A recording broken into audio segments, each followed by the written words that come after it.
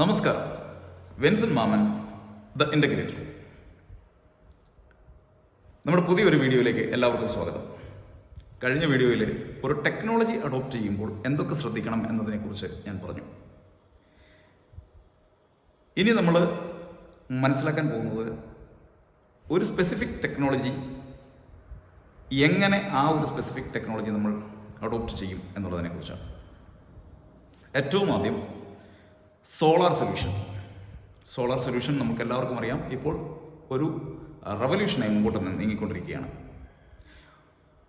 ഒത്തിരി പേര് solar solution വാങ്ങിക്കഴിഞ്ഞു, അല്ലെന്നുണ്ടെങ്കിൽ അത് യൂസ് ചെയ്യുന്നു, അതിൻ്റെ ബെനിഫിറ്റ് എടുക്കുന്നു. ഇനിയും ഒത്തിരി പേർ പുതിയ സോളാർ സൊല്യൂഷൻ ഇൻസ്റ്റാൾ ചെയ്യാൻ കാത്തു നിൽക്കുന്നു, അല്ലെങ്കിൽ പ്ലാൻ ചെയ്യുന്നു. സോളാർ സൊല്യൂഷനിൽ 3 തരം സോളാർ സൊല്യൂഷൻസ് ഉണ്ട്. ഒന്ന് ഓൺ ഗ്രിഡ് അല്ലെങ്കിൽ ഗ്രിഡ് ടൈഡ് എന്ന് പറയുന്നു. ഗ്രിഡ് ടൈഡ് നമ്മുടെ യൂട്ടിലിറ്റി പ്രൊവൈഡർ, നമുക്ക് ഇവിടെ കേരളത്തിൽ KSEB ആണ്. KSEBയുമായി കണക്ട് ചെയ്ത് KSEBയിലേക്ക് എക്സ്പോർട്ട് ചെയ്യുന്ന ഒരു സൊല്യൂഷനാണ്. അതിൽ ബാറ്ററി ഇല്ലാതെ വിതൗട്ട് ബാറ്ററി ചെയ്യുന്ന ഒരു സിസ്റ്റമാണത്. അതിൽ സോളാർ പാനൽ, ഇൻവെർട്ടർ, മറ്റ് ഇൻ്റഗ്രേഷൻ ആക്സസറീസും കൂടെ ചേർന്ന് നമ്മളൊരു സൊല്യൂഷനായിട്ട് അതിനെ ഡിസൈൻ ചെയ്തു. രണ്ടാമത് ഓഫ് ഗ്രിഡ് സൊല്യൂഷനാണ്. ഓഫ് ഗ്രിഡ് സൊല്യൂഷനിൽ ബാറ്ററി ഉണ്ട്, സ്റ്റോറേജ് സ്പേസ് ഉണ്ട്. ഈ സ്റ്റോറേജിൽ നമ്മൾക്ക് വേണ്ട എനർജി നമ്മൾ സ്റ്റോർ ചെയ്ത് നമ്മൾ ഉപയോഗിക്കുന്നു. അതിൽ KSEBയുമായി നിലവിൽ ബന്ധമില്ല, അല്ലെങ്കിൽ KSEBയുടെ റെഗുലേഷൻസിൻ്റെ ആവശ്യം അവിടെ വരുന്നില്ല. മൂന്നാമത്തെ കാര്യം ഹൈബ്രിഡ് സൊല്യൂഷനാണ്. ഹൈബ്രിഡ് സൊല്യൂഷൻ എന്ന് പറയുന്നത് ഈ ഓൺ ഗ്രിഡും ഓഫ് ഗ്രിഡും ചേരുന്ന ഒരു കോമ്പിനേഷനാണ്. A combination of on grid and off grid. ഈ 3 സൊല്യൂഷനും ഇതിൻ്റെ വിലകൾ തമ്മിൽ വലിയ വ്യത്യാസമുണ്ട്. ഏറ്റവും വില കുറഞ്ഞതും അഫോർഡബിളുമായിട്ടുള്ളൊരു സിസ്റ്റമാണ് ഓൺ ഗ്രിഡ് സൊല്യൂഷൻ. ഓഫ് ഗ്രിഡും ഹൈബ്രിഡും അതിൽ കൂടുതലാണ്. എന്നാൽ ഓഫ് ഗ്രിഡും ഹൈബ്രിഡും തമ്മിൽ ഹൈബ്രിഡാണ് വില കൂടുതൽ. ഇനി നമ്മൾക്ക് മനസ്സിലാക്കാം നമ്മൾക്ക് എങ്ങനെ എന്ത് വേണം എന്നതിനെക്കുറിച്ച്. ആദ്യം നമുക്കൊരു ഓൺ ഗ്രിഡ് സൊല്യൂഷന് വേണ്ടി സംസാരിക്കാം. ഒരു ഓൺ ഗ്രിഡ് സൊല്യൂഷൻ പ്ലാൻ ചെയ്യുമ്പോൾ നമ്മൾ ആദ്യം മനസ്സിലാക്കേണ്ടത് നമ്മുടെ എനർജി നീഡ്സ് ആണ്. Assess your energy needs. Average monthly consumption എത്രയുണ്ടെന്ന് മനസ്സിലാക്കുക എന്നുള്ളതാണ് ഏറ്റവും മർമ്മപ്രധാനമായ കാര്യം. ആ ആവറേജ് മന്ത്ലി കൺസംഷനാണ് ഡിറ്റർമൈൻ ചെയ്യുന്നത് how much capacity you need. എത്ര കപ്പാസിറ്റിയുടെ സിസ്റ്റമാണ് ഇൻസ്റ്റാൾ ചെയ്യേണ്ടതെന്ന് തീരുമാനിക്കുന്നത് ആവറേജ് മന്ത്ലി കൺസംഷനാണ്. മറ്റൊരു ഘടകവും അതിന് ഇൻവോൾവ് ചെയ്യുന്നില്ല. ഓൺ ഗ്രിഡ് സൊല്യൂഷന് വേണ്ടി നിങ്ങളുടെ കൺസംഷൻ മാത്രമായിരിക്കും ഒരു ഓൺ ഗ്രിഡ് സൊല്യൂഷനെ തീരുമാനിക്കുന്നത്. രണ്ടാമത്തത്, ഒരു ഓൺ ഗ്രിഡ് സൊല്യൂഷൻ ചെയ്യുമ്പോൾ അതിൽ സോളാർ പാനലുണ്ട്, ഇൻവെർട്ടർ ഉണ്ട്, മറ്റ് ആക്സസറീസ് ഉണ്ട്. ഏറ്റവും പ്രധാനപ്പെട്ട ഒരു ഭാഗമാണ് റൂഫ്. കാരണം ഇത് നമ്മൾ റൂഫ് ടോപ്പിലാണ് ഇൻസ്റ്റാൾ ചെയ്യുന്നത്. ഗ്രൗണ്ട് മൗണ്ട് ചെയ്യുന്നതുകൊണ്ട് അത് വലിയ കപ്പാസിറ്റിയിലേക്ക് പോകുന്നതാണ്. കാരണം റൂഫ് ടോപ്പിൽ അത്രയേറെ സ്ഥലം കിട്ടാതെ വരുമ്പോൾ ഗ്രൗണ്ട് മൗണ്ടിനെ കുറിച്ച് ചിന്തിക്കും. അതിനെക്കുറിച്ച് നമുക്ക് പിന്നീട് സംസാരിക്കാം. നമ്മുടെ റൂഫ് അസസ് ചെയ്യുമ്പോൾ റൂഫ് അസസ്മെൻറ്റിൽ റൂഫിൻ്റെ the condition of the roof, ഈ റൂഫ് ഇതിന് വേണ്ട ഒരു ലോഡ് ബെയറിംഗ് കപ്പാസിറ്റി അതിനുണ്ടോ, അല്ലെങ്കിൽ ആ റൂഫിന് അത് ഡെലിക്കേറ്റ് ആണോ, റൂഫ് സ്ട്രെങ്ത് ഇല്ലാത്തതാണോ എന്നൊക്കെ ചെക്ക് ചെയ്യണം. പിന്നെ ഏരിയ ആൻഡ് ഓറിയൻറ്റേഷൻ. നമ്മൾക്ക് ഒരു സ്പെസിഫിക് കപ്പാസിറ്റി നമ്മൾ ഡിസൈഡ് ചെയ്ത് കഴിഞ്ഞാൽ ആ decided capacity of panels install ചെയ്യാൻ വേണ്ടിയിട്ട് എത്ര ഏരിയ വേണോ അത്രയും ഏരിയ അവൈലബിൾ ആണോ എന്ന് നോക്കുക. റൂഫിൻ്റെ ഓറിയൻറ്റേഷൻ സൗത്ത് സൈഡിലേക്ക് ടിൽറ്റഡ് ആണെങ്കിൽ നമുക്ക് തീർച്ചയായിട്ടും അതിൽ എക്സ്പെൻസ് കുറച്ച് കുറഞ്ഞു നിൽക്കും. എന്നാൽ അത് ഈസ്റ്റ് വെസ്റ്റ് സൈഡിലേക്കാണ് റൂഫിൻ്റെ ചെരിവെങ്കിൽ, അതിൻ്റെ ടിൽറ്റെങ്കിൽ തീർച്ചയായിട്ടും അതിൻ്റെ മൗണ്ടിങ് സ്ട്രക്ചറൽ ഹാർഡ്വെയർ കുറച്ചുകൂടി കൂടും. അതിനനുസരിച്ച് വിലയിൽ വ്യത്യാസങ്ങളുണ്ടാകാം. അവിടെ ഷെയ്ഡിങ് ഫാക്ടർ ഇല്ലാതിരിക്കാൻ പ്രത്യേകം ശ്രദ്ധിക്കുക. സൺലൈറ്റ് എക്സ്പോസർ നല്ല രീതിയിൽ കിട്ടുന്നുണ്ട് എന്ന് ഉറപ്പുവരുത്തുക. എന്നിട്ട് മാത്രമേ അതിലേക്ക് പോകാവൂ. ഇനി സിസ്റ്റം കോമ്പോണൻസ്. ഓൺ ഗ്രിഡ് സൊല്യൂഷനിൽ സിസ്റ്റം കോമ്പോണൻസിൽ അതിൻ്റെ പ്രിൻസിപ്പൽ കമ്മോഡിറ്റിയായ സോളാർ പാനലും ഇൻവേർട്ടറും ഉണ്ട്. അതിനൊപ്പം cables, connectors, mounting hardware, earthing, lightning arresters ഇതൊക്കെ ഉണ്ട്. ഇതൊക്കെ മൗണ്ട് ചെയ്ത് എല്ലാം കൂടി ചേരുമ്പോഴാണ് ഒരു സോളാർ സൊല്യൂഷനായി മാറുക. ഇല്ലെങ്കിൽ അതൊരു വെറും പാനലും ഒരു ഇൻവെർട്ടറും മാത്രമായി അവശേഷിക്കുകയാണ്. ഇതിനെക്കുറിച്ച് അറിയാവുന്നവർക്ക് തീർച്ചയായിട്ടും, കുറച്ചൊക്കെ അറിയാവുന്നവർക്ക് തീർച്ചയായിട്ടും ഇത് ഒരല്പം ബോറിംഗായി തോന്നുമെങ്കിലും ഇതിനെക്കുറിച്ച് അറിയാൻ മേലാത്ത ചില ആൾക്കാരുണ്ട്. അവർക്ക് വേണ്ടിയാണ് ഞാനിത് എടുക്കുന്നത്.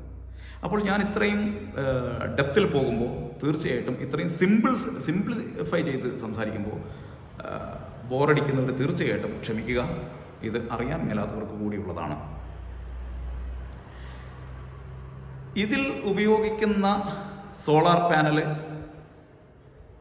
ഇതിൻ്റെ കോമ്പോണൻസ്, ഇതിനെക്കുറിച്ചൊക്കെ ഇൻവെർട്ടർ അടക്കമുള്ള സകല സാധനങ്ങളെക്കുറിച്ച് നമ്മൾ മനസ്സിലാക്കിയിരിക്കുക. എന്തൊക്കെ വേണം, എങ്ങനെയൊക്കെയാണെന്നുള്ളത്. അടുത്ത സ്റ്റെപ്പിൽ എനർജി എഫിഷ്യൻസി മെഷേഴ്സാണ്. നമ്മൾ ചെക്ക് ചെയ്യേണ്ട ഒരു സംഗതിയാണ്, നമ്മളുടെ വീട്ടിൽ അല്ലെങ്കിൽ നമ്മളുടെ ബിസിനസ്സിൽ നമ്മൾ ഉപയോഗിക്കുന്നത് എനർജി എഫിഷ്യൻ്റ് ആയിട്ടുള്ള ഇൻസ്ട്രുമെൻറ്റ്സ് ആണോ അല്ലെന്നുണ്ടെങ്കിൽ എക്യുപ്മെൻറ്റ്സ് ആണോ എന്ന് നമ്മൾ ഉറപ്പുവരുത്തുക. കാരണം ഈ എനർജി എഫിഷ്യൻ്റ് അല്ലാത്ത എക്യുപ്മെൻ്റ് ആണ് ഉപയോഗിക്കുന്നതെങ്കിൽ സ്വാഭാവികമായിട്ടും കൺസംഷൻ കൂടുതലായിരിക്കും. അതിനനുസരിച്ചിട്ടുള്ള കൂടുതൽ കപ്പാസിറ്റി ഇൻസ്റ്റാൾ ചെയ്യേണ്ടതായിട്ട് വരും. അങ്ങനെ ഇൻസ്റ്റാൾ ചെയ്യേണ്ടി വന്നാൽ തീർച്ചയായിട്ടും നിങ്ങൾക്ക് സാമ്പത്തിക നഷ്ടമുണ്ടാകും. നമ്മൾ ഉപയോഗിക്കുന്ന എക്യുപ്മെൻറ്റ്സ് എല്ലാം തന്നെ എനർജി എഫിഷ്യൻ്റ് ആണെന്ന് ഉറപ്പുവരുത്തുക. തീർച്ചയായിട്ടും പ്രത്യേകിച്ച് മോട്ടോറുകൾ എനർജി എഫിഷ്യൻ്റ് ആണെന്ന് ഉറപ്പുവരുത്തുക. AC-കൾ എനർജി എഫിഷ്യൻ്റ് ആണെന്ന് ഉറപ്പുവരുത്തുക. തീർച്ചയായിട്ടും അത്രയും കൺസംഷൻ കുറവായിരിക്കും ഇവിടെ സംഭവിക്കുക. അതിനനുസരിച്ചുള്ള കുറഞ്ഞ കപ്പാസിറ്റി ഇവിടെ ഇൻസ്റ്റാൾ ചെയ്താൽ മതിയായിരിക്കും. ഇനി ഏതെങ്കിലും തരത്തിൽ അല്പം പോലും എനർജി എഫിഷ്യൻ്റ് അല്ലാത്ത ഇൻസ്ട്രുമെൻ്റ് ആണ്, അല്ലെ എക്യുപ്മെൻ്റ് ആണ്, അല്ലെ അപ്ലയൻസസ് ആണ് അവിടെ വർക്ക് ചെയ്യുന്നതെങ്കിൽ തീർച്ചയായിട്ടും അതിനെ റീപ്ലേസ് ചെയ്യുന്നതിനെക്കുറിച്ച് ചിന്തിക്കാവുന്നതാണ്. റീപ്ലേസ് ചെയ്ത് ഒരു അപ്ഗ്രേഡഡ് ആയിട്ടുള്ള എനർജി എഫിഷ്യൻറ്റ് സിസ്റ്റത്തിലേക്ക് മാറാം. പിന്നെ insulation and sealing air leaks. നമ്മൾ AC ഒക്കെ ഉപയോഗിക്കുന്നുണ്ടല്ലോ. AC ഒക്കെ ഉപയോഗിക്കുമ്പോൾ AC-യുടെ ഡക്റ്റ് അല്ലെങ്കിൽ അതിൻ്റെ റെഫ്രിജറൻറ്റ് പാസ് ചെയ്യുന്ന കോപ്പർ ട്യൂബ്സ് ഇതൊക്കെ ഈ പ്രോപ്പർലി ഇൻസുലേറ്റഡ് ആണ് എന്ന് ഉറപ്പുവരുത്തണം. എവിടെയെങ്കിലും ഇൻസുലേഷൻ അതിൻ്റെത് ആ ട്യൂബുകളുടെ ഇൻസുലേഷൻ എവിടെയെങ്കിലും ഡാമേജ് ആയിട്ടുണ്ടെങ്കിൽ തീർച്ചയായിട്ടും നിങ്ങൾക്ക് എനർജി ലോസ് ഉണ്ടാവും. പിന്നെ എയർ ലീക്കേജസ് ഉറപ്പായിട്ടും ഉണ്ടാകുന്നില്ല എന്ന് ഉറപ്പുവരുത്തണം. അങ്ങനെ ഉണ്ടായാൽ തീർച്ചയായിട്ടും അതിനനുസരിച്ചുള്ള കപ്പാസിറ്റി ഇൻസ്റ്റാൾ ചെയ്താൽ മതിയാവും. അവിടെ സംഭവിക്കുന്നത് നമുക്ക് സാമ്പത്തിക നേട്ടമായിരിക്കും, കോട്ടമല്ല. ഫിനാൻഷ്യൽ കൺസിഡറേഷൻസ് ആണ് അടുത്തത്. ഒരു സോളാർ സൊല്യൂഷൻ ഇൻസ്റ്റാൾ ചെയ്യാൻ വേണ്ടി ഒരു അപ്ഫ്രണ്ട് ഇൻവെസ്റ്റ്മെൻറ്റ് ആവശ്യമാണ്. അത് ഇൻവെസ്റ്റ് ചെയ്യാൻ നിങ്ങൾ തയ്യാറാണോ എന്ന് ആദ്യം പരിശോധിക്കുക. അതിൽ നമുക്ക് ടാക്സ് ക്രെഡിറ്റ്സ് കിട്ടാൻ സാധ്യതയുണ്ട്. തീർച്ചയായിട്ടും ITR ഫയൽ ചെയ്യുന്നവർക്കറിയാം. തീർച്ചയായിട്ടും ഇതിൽ ടാക്സ് ക്രെഡിറ്റ്സ് ഉണ്ട്. അത് ബന്ധപ്പെട്ട നിങ്ങളുടെ ടാക്സ് കൺസൾട്ടൻറ്റോ അല്ലെന്നുണ്ടെങ്കിൽ നിങ്ങളുടെ ചാർട്ടേഡ് അക്കൗണ്ടൻറ്റോ ആയിട്ട് സംസാരിച്ചാൽ അവർ കൂടുതൽ ഇതിനെക്കുറിച്ച് പറഞ്ഞു തരുന്നതായിരിക്കും. കാരണം ഞാനൊരു ഫിനാൻഷ്യൽ എക്സ്പേർട്ട് അല്ലാത്തത് കൊണ്ടാണ് എനിക്കതിനെക്കുറിച്ച് കൂടുതൽ അറിയാൻ മേലാത്തത്. തീർച്ചയായിട്ടും ഒരു ഫിനാൻഷ്യൽ എക്സ്പേർട്ടുമായിട്ട് സംസാരിക്കുക. അതിൽ നിങ്ങൾക്ക് കിട്ടുന്ന ടാക്സ് ബെനിഫിറ്റുകൾ ഒരിക്കലും എടുക്കാതിരിക്കരുത്. സോളാർ സൊല്യൂഷൻ ഇൻസ്റ്റാൾ ചെയ്യുമ്പോൾ അല്ലെങ്കിൽ അത് നമ്മൾ അഡോപ്റ്റ് ചെയ്യുമ്പോൾ ഒരിക്കലും ഒരു ഷോർട്ട് ടൈം സേവിങ്സിനെ കുറിച്ച് ചിന്തിക്കാതിരിക്കുക. ഷോർട്ട് ടൈം സേവിങ്സിലല്ല സോളാർ എനർജി അല്ലെങ്കിൽ സോളാർ സൊല്യൂഷൻ നമുക്ക് ബെനിഫിഷ്യൽ ആവും. അത് എപ്പോഴും ലോങ് ടൈം സേവിങ്സ് ആണ്. അത് കാൽക്കുലേറ്റ് ചെയ്യാനും അറിയാവുന്ന എക്സ്പേർട്ടായിട്ടുള്ള ഒരാളുമായി അതിനെക്കുറിച്ച് സംസാരിക്കുക. സിസ്റ്റം ഡിസൈൻ ചെയ്യേണ്ടത് എപ്പോഴും എനർജി നീഡ്സിനെ ആസ്പദമാക്കി മാത്രമായിരിക്കണം. എപ്പോഴും അത് ഡിസൈൻ ചെയ്യുന്നത് സൈറ്റ് വിസിറ്റ് നടത്തി അതിൻ്റെ എല്ലാ ആസ്പെക്ട്സും മനസ്സിലാക്കാൻ സാധിക്കുന്ന ഒരു ഇൻ്റഗ്രേറ്ററിലൂടെ ആയിരിക്കണം. അവിടെ സംഭവിക്കുന്നത് നമുക്ക് അൺനെസസറി ആയിട്ടുള്ള എക്സ്പെൻസസ് കുറയ്ക്കാൻ സാധിക്കും. തീർച്ചയായിട്ടും കുറയ്ക്കാൻ സാധിക്കും. Research technology. ഈ ഓൺ ഗ്രിഡ് സൊല്യൂഷനിൽ തന്നെ പല ടെക്നോളജികൾ നമുക്ക് അവൈലബിൾ ആണ്. കൺവെൻഷണൽ ടെക്നോളജി ആയിട്ടും ഒപ്റ്റിമൈസർ ടെക്നോളജി ആയിട്ടും ഒക്കെ നമുക്ക് പലതരത്തിലുള്ള സിസ്റ്റംസ് നമുക്ക് അവൈലബിൾ ആണ്. പല രീതിയിലുള്ള, പല പെർഫോമൻസിലുള്ള, പല വാറണ്ടിയിലുള്ള, പല രീതിയിലുള്ള സിസ്റ്റം നമുക്ക് അവൈലബിൾ ആണ്.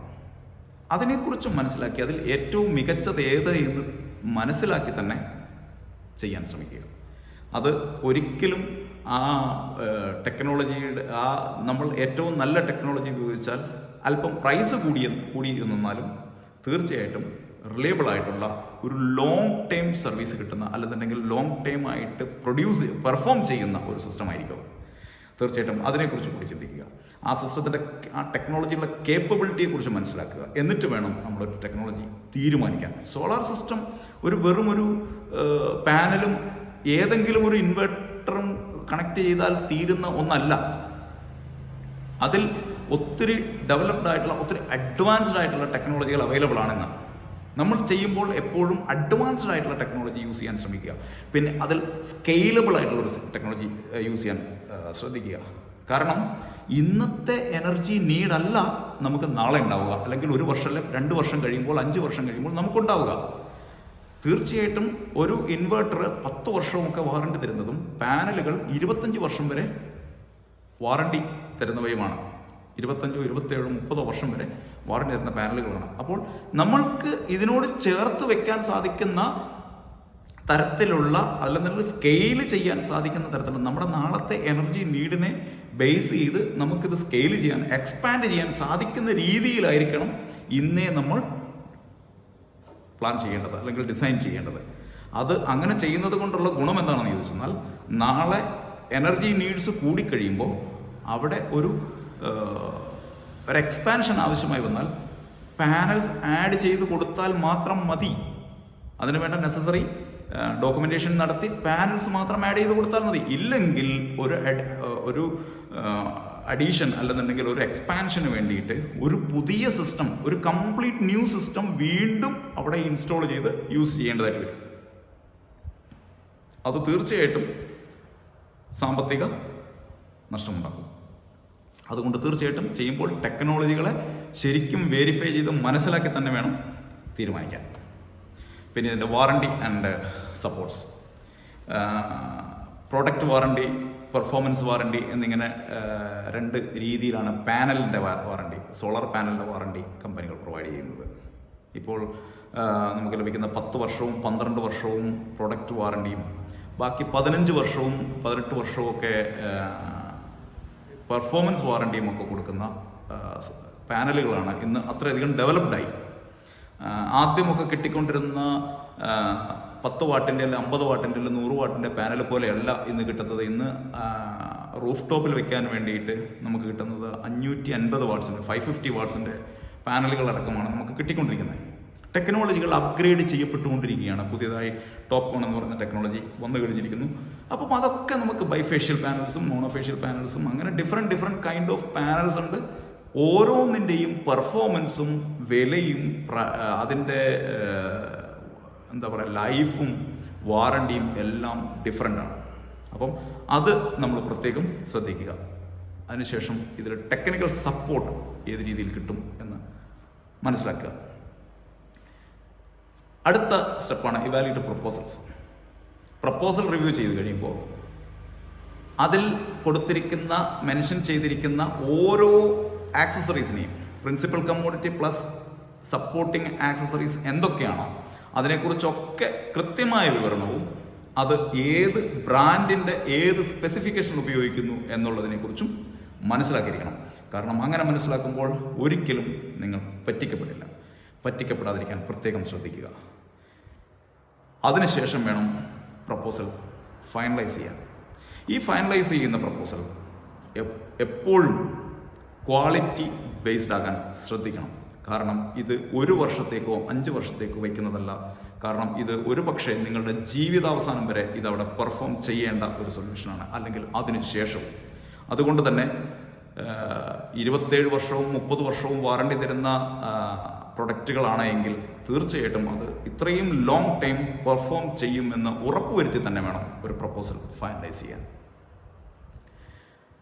ഇൻസ്റ്റലേഷൻ ഫൈനലൈസ് ചെയ്യുക എന്നതാണ്. ഇൻ്റഗ്രേറ്റർ തീരുമാനിച്ച് പ്രപ്പോസൽ ഫൈനലൈസ് ചെയ്ത് ഇൻസ്റ്റലേഷനിലേക്ക് പോകുമ്പോൾ installation schedule of installation provide ചെയ്യും. അതിൽ എത്ര ദിവസം കൊണ്ട് എന്തൊക്കെ ചെയ്യുമെന്നും എത്ര നാൾ കൊണ്ട് പണി തീരുമെന്നും അടക്കമുള്ള കംപ്ലൈൻറ്റ്, അതിൽ റെസ്പോൺസിബിലിറ്റീസ് ആരുടേത്, എന്തൊക്കെ, എല്ലാ കാര്യങ്ങളും വ്യക്തമായി ഇൻ റിട്ടൺ ഒരു ഇൻ്റഗ്രേറ്റർ തരും. അതനുസരിച്ച് തന്നെയാണ് കാര്യങ്ങൾ പോകുന്നതെന്ന് കൃത്യമായി മനസ്സിലാക്കാൻ ശ്രമിക്കുക. അല്ലെങ്കിൽ അതനുസരിച്ച് തന്നെയാണ് കാര്യങ്ങൾ ചെയ്തിട്ടുള്ളതെന്ന് എൻഷുർ ചെയ്യുക. അതിനുവേണ്ട റെഗുലേറ്ററി മെഷേഴ്സ് എടുത്തിട്ടുണ്ടോ, നെസസറി പെർമിറ്റ്സ് എടുത്തിട്ടുണ്ടോ, ഇതൊക്കെ വെരിഫൈ ചെയ്യുക. കാരണം ഇതെല്ലാം ഇൻ്റഗ്രേറ്റർ എടുത്ത് നിങ്ങൾക്ക് റെഡിയാക്കി അപ്രൂവൽ എടുത്ത് കമ്മീഷനിങ് ചെയ്ത് തരികയാണ് ചെയ്യുന്നത്. Finally the solution. By following these steps and research you can choose an efficient and reliable solar energy solution that meets your needs and provides long-term benefits for your home and business. എൻ്റെ അറിവുകൾ പരിമിതമാണ്. ഈ പരിമിതമായ അറിവിൽ നിന്നുകൊണ്ടും എനിക്ക് സാധിക്കുന്ന ഏറ്റവും നല്ല കാര്യങ്ങൾ, ഏറ്റവും നല്ല അറിവുകൾ നിങ്ങളിലേക്ക് ഞാൻ എത്തിക്കും. ഇനിയും പുതിയ വീഡിയോയുമായി നിങ്ങളുടെ മുമ്പിലേക്ക് ഞാൻ വരും, പുതിയ ടെക്നോളജിയുമായി. ഇപ്പോൾ സോളാറിൽ തന്നെ ഓൺ ഗ്രിഡ് മാത്രമേ പറഞ്ഞുള്ളൂ. ഇനി ഓഫ് ഗ്രിഡ് ഉണ്ട്, ഹൈബ്രിഡ് ഉണ്ട്. ഇതൊക്കെ ഒരു ടോപ്പിക്കായി ഇനിയും വരും. Stay tuned.